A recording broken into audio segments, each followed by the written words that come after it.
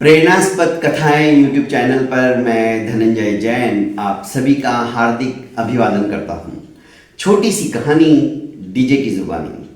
दोस्तों, एक व्यक्ति जिसको कि आजीविका चलाने के लिए पर्याप्त सामग्री की जो आवश्यकता होती थी, धनराशि की जो आवश्यकता होती थी, वो उसकी मेहनत से बराबर मिल जाती थी। पर यह व्यक्ति अत्यंत लालची था, लोभी था। एक दिन उसके मन में आया कि जो ये संत महापुरुष होते हैं, इनके पास रिद्धि सिद्धि होती है, इनके पास यंत्र तंत्र मंत्र कई तरह की साधनाओं को इन्होंने सिद्ध करके रखा होता है और ये अपने विशेष भक्तों को समृद्ध बनाने के लिए लुटाते रहते, देते रहते हैं। इनके वचनों के अंदर भी सिद्धि होती है, जिसे कि वचन सिद्धि कहते हैं। यदि इन्होंने अपने मुंह से निकाल दिया कि जा, तेरा हमेशा भला होगा, तेरे पास लक्ष्मी की प्रचुर मात्रा में धन सामग्री आ जाएगी, 7 पीढ़ी तक भी तेरा धन खुटने वाला नहीं है, ऐसे कुछ शब्द भी यदि इनके मुंह से निकल गए ना, तो जिंदगी निहाल हो जाएगी। बस यही सोचकर एक दिन ये पहुंचे हुए संत महापुरुष के पास पहुंच ही गया और उनकी सेवा शुश्रूषा करने के पश्चात उसने महात्मा को प्रसन्न भी कर लिया और कहा कि महात्मन, आप तो सब मोह माया ममता त्याग कर संत पुरुष बन गए हो, पर हम तो गृहस्थ जीवन में हैं और गृहस्थ के पास यदि माया नहीं हो तो वो कौड़ी का है, और संत के पास यदि कौड़ी हो तो वो कौड़ी का है। तो आपने तो ये सब छोड़ दिया, पर हमें तो जरूरत है ना, आप ऐसा कुछ आशीर्वाद दो जिससे कि किसी तरह का मेरी जिंदगी के अंदर अभाव अभियोग आवे ही नहीं। संत महापुरुष हंसे और समझ गए। उन्होंने कहा, ठीक है, मैं तुम्हें 4 दिए देता हूं, दीपक। पहला दिया, जब तुम्हें धन की बहुत ज्यादा आवश्यकता हो तब उसको प्रज्वलित करना और पूरब दिशा की ओर चलते चले जाना। जहां पर ये दिया बुझ जाए, बस वहीं पे रुकना और वहां पे उसकी जमीन को खोदना, तुम्हें धन प्राप्ति हो जाएगी। इसने कहा, वाह, ये तो बहुत बढ़िया है।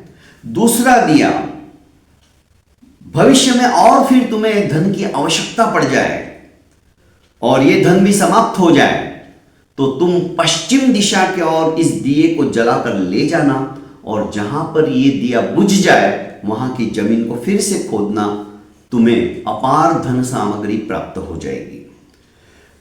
निकट भविष्य में तुम्हें और ज्यादा धन की अपेक्षा हो जाए और ये धन भी समाप्त हो जाए, क्योंकि चंचला है लक्ष्मी, तो आज यहां तो कल वहां, तो तुम दक्षिण दिशा में इस दीपक को प्रज्वलित करके ले जाना और जहां पर ये बुझ जाए वहां की जमीन को फिर से खोदना, तुम्हें अटूट लक्ष्मी की प्राप्ति हो जाएगी। पर हां, ये जो चौथा दिया है, इस दिए को तुम कभी भी उत्तर दिशा की ओर जलाकर लेके मत जाना। ये मेरी तुम्हें चेतावनी है, वरना अनर्थ हो जाएगा। इसने कहा, ठीक है महात्मन, जैसी आपकी आज्ञा। ये फटाफट घर पे आया और इसको चैन कहा, दूसरे ही दिन सवेरे सवेरे उठता है, नहा धो के पूजा पाठ करके फटाफट तैयार होता है और पूरब दिशा की ओर जाने वाला जो दीपक था उसको जलाता है, जो पहला दीपक, और पूरब दिशा की ओर निकल पड़ता है। बहुत दूर जाने के पश्चात जब दीपक बुझ जाता है, उसी स्थान पे रुककर ये वहां पर खोदना चालू करता है, तो देखता है एक घड़ा पूरा की पूरा पैसों से भरा हुआ मिलता है। ये बड़ा खुश होता है, अरे वाह, ये तो पूरा घड़ा पैसों से भरा पड़ा है। वो फटाक से उसके मन में आता है, अब तो ये तो मेरा ही है और ये जगह कोई जानता भी नहीं है। वो वापस उस घड़े को वहीं पे पूर देता है और सोचता है कि दूसरे दिन मैं पश्चिम दिशा के भी धन को देख लूंगा और ये दोनों धनराशि मैं लेकर आराम से जिंदगी व्यतीत करूंगा। दूसरे दिन दोस्तों दूसरा दिया पश्चिम दिशा का जलाकर ये चलने लगता है, और जहां पर वो दिया बुझता है वो फटाफट वहां खोदता है, तो वहां पर स्वर्ण मुद्राओं से भरा घड़ा मिलता है। सोने की मुद्रा है, वहां तो रुपए थे, यहां पे सोना। इसके तो खुशी का पारावार नहीं रहता है। फिर मन में सोचता है कि इससे भी ज्यादा दक्षिण दिशा में होगा। वहां के भी घड़े को अपूरित करता है, मिट्टी से एक निशान बना लेता है कि यहां से तो मैं ले लूंगा, अब दक्षिण दिशा में कल जाके आता हूं। तीसरे दिन लालच के अंदर आकर ये दक्षिण दिशा में जाता है दिया जलाकर, और जहां पर वो दिया बुझता है ना दोस्तों, वहां पर जब खोदता है तो वहां पर हीरे मोती माणक कीमती रत्नों से भरा घड़ा मिलता है। अब ये सोचता है कि महात्मा ने तो कमाल ही कर दिया, आज इतनी सारी लक्ष्मी की मुझे प्राप्ति हो गई जो 7 नहीं 70 पीढ़ी भी बैठे बैठे खाएगी ना, मेरी तो खत्म होने वाला नहीं है। पर उत्तर दिशा में क्या सामग्री है ऐसी, ऐसा कौन सा धन हो, क्योंकि एक के बाद एक बढ़ता ही जा रहा है। पहले मेरे को नकदी रुपयों का खजाना मिला, फिर स्वर्ण मुद्राओं का खजाना मिला, अब हीरे मानक मोती का, इससे भी ज्यादा कोई कीमती होगा। पर महात्मा ने तो मना किया है ना, हो सकता है महात्मा उस खजाने को खुद लेना चाहते होंगे, इसलिए मुझे मना किया होगा। बस लालच के आगे वो आगे कुछ सोचने के लिए तैयार ही नहीं हुआ। महात्मा ने ये भी कहा था यदि तुम उधर जाने की सोचोगे तो अनर्थ हो जाएगा, पर लोभ के पर्दे के आगे उसे कुछ दिखाई नहीं दे रहा था। चौथे दिन दिया जलाकर उत्तर दिशा के बजाय उत्तर दिशा में वो चल पड़ा, और चलते चलते जहां पर दिया बुझा वहां पर उस उत्तर दिशा में एक बहुत बड़ा महल था। उसने सोचा ये महल शायद मेरे लिए ही है, अब आराम से मैं इस महल के अंदर तीनों दिशा के मतलब पूरब पश्चिम और दक्षिण वहां का सारा धन लाकर यहां रहूंगा और आराम की जिंदगी जीऊंगा। पर दरवाजा बंद था। उसने थोड़ा सा दरवाजे को पुश किया, धकेला, दरवाजा खुल गया। देखा तो पहले ही रूम के अंदर हीरे मानक मोती से जगमगा रहा था वो रूम। दूसरे के अंदर सोना ही सोना था। इसकी तो आंखें फटी की फटी रह गई। घूमता गया और सोचता गया कि वाह, सच्ची में मैंने अच्छी हिम्मत की, महात्मा ने तो मेरे को ठग ही लिया था।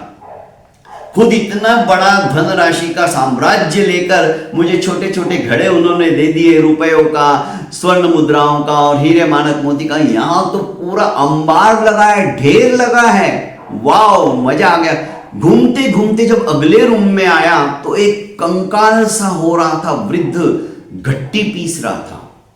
उसको पूछा कि भाई तू कौन है और यहां क्या कर रहा है? उसने कहा भाई एक काम कर, पहले थोड़ी देर के लिए घट्टी तू चलाना शुरू कर, मैं थोड़ा सांस ले लेता हूं, फिर मैं तुझे बताता हूं कि मैं कौन हूं और यहां पे क्या क्या कर रहा हूं। उसने कहा ठीक है। ये बैठा और घट्टी चलाने लगा। ये वृद्ध जो कंकाल सा हो गया था उठता है और कहता है कि बेवकूफ, अब इस घट्टी को चलाना बंद मत करना, नहीं तो ये पूरा महल धराशायी हो जाएगा और इसके नीचे दबकर तू मर जाएगा। पर तुम कौन हो और यहां कैसे आए? मैं भी तेरी ही तरह लालच में आकर पूरब पश्चिम और दक्षिण का खजाना मैंने छोड़ दिया और इस खजाने में क्या छुपा है, यहां पर क्या छुपा है, ये देखने के लिए आया। तो मेरे पहले जो था वो घट्टी चला रहा था, उसने भी ऐसा किया जो मैंने तेरे साथ किया। अब पता नहीं तू यहां से कब निकलेगा। अरे पर भाई मैं अब कुछ नहीं हो सकता, तुझे जिंदा रहना है तो ये घट्टी चलाते बैठ।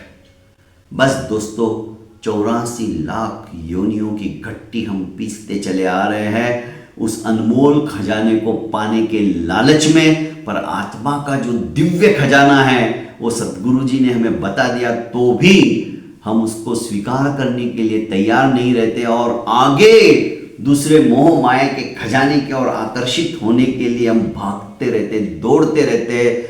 तो परिणाम हमें घट्टी चलाने के अलावा और कुछ नहीं हो सकता है। बहुत बहुत धन्यवाद दोस्तों। लालच कभी मत कीजिए। उस घट्टी चलाने वाले लालची व्यक्ति ने पूछा कि भाई अब तू बाहर जाके क्या करेगा, तू भी इधर ही बैठ जा। उसने कहा नहीं, मैं बाहर जाकर लोगों को चेताऊंगा कि लालच बुरी बलाए है, लालच कभी मत करना, लोभ ही पाप का बाप है। बहुत बहुत धन्यवाद दोस्तों। प्रेरणास्पद कथाएं यूट्यूब चैनल को लाइक कीजिए, सब्सक्राइब कीजिए और ज़्यादा से ज़्यादा अपनों को शेयर कीजिए। प्रणाम।